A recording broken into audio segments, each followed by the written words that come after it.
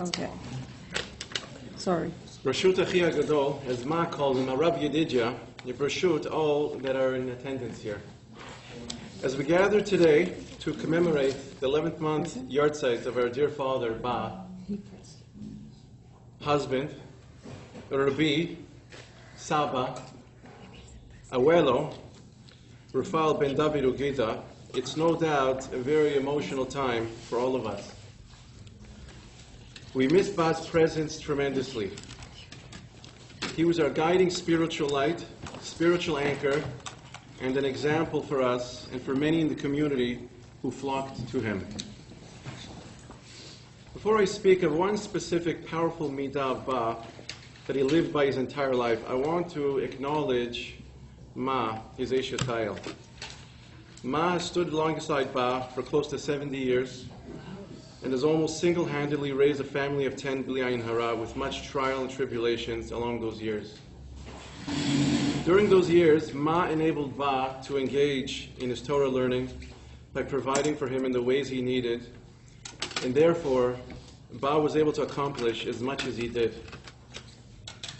For example, completing Shas at least 4 times, Shisha Sidrei Mishnah many hundreds of times, just to be free to learn in general as Ma managed the daily chores of the house. Ma was a partner to Ba in his learning and in his spiritual madrega that he obtained. And we can say, just like the words Rabbi Akiva said on his wife, that the reward for the learning he learned and disseminated to his students belonged to her. Sheli v'shelachem shelah. Ba's Torah learning and accomplishments and those matters of Torah that we have gained from him belong to Ma. Sometimes we're only able to zero in and understand and appreciate certain midot after the passing of a person. Ba had the midah of kana'ut, zealousness. He stood up and he argued for what he felt was the emet. There was no middle ground. Either it was emet or sheker, clear as day or black as night. With this midah, he attached himself to emet, which may have been to the kollel, to good-willed people, people who wanted to do mitzvot but didn't know how to. Ba was there for them, guiding them. But at the same time, Ba would distance himself from people he detected even the slightest crookedness or sheker, and his midah of kana'ut would engage his wrath on them. Because Ba saw this world as emet and sheker, there was no middle ground to play games in. And Ba was certainly not going to be part of sheker, so his only choice was emet. Because he attached himself to emet, everything that was good in the eyes of Hashem, Ba internalized and it became part of him. That's why I feel that anything that didn't have a Torah connection was rejected by Ba as he saw the emet so clearly and how much sheker there is in this world. It could have been a birthday party or an event that was not a sudat mitzvah and unconnected to Hashem and Torah, and therefore had no business in his life of total emet, which he saw so clearly. Ba was therefore able to be the kanai that he was. He did not care for his image, how people looked or thought of him. He was not self-conscious of himself because he lived for the Ratzon Hashem, and that was all that mattered. He was real to the core and oblivious to all around him. That's why when he gave brachot to people, they were real, with genuine feelings because of his emet. And even as he was getting older and his voice affected him, it didn't stop him from making kiddush in public, because it was not about himself and how nice his voice could have been. It was about doing kiddush for Hashem. This midah of emet that he acquired emboldened him with kana'ut to take up a needed fight for Hashem's sake. If a different minhag than what he taught was proposed, his midah of kana'ut took over. Because whatever he internalized was emet, and this foreign minhag had no place for him. And he would stubbornly refuse to accept it. And like they say in Arabic, until shma and habot, you can jump up to the sky and come down. Come down.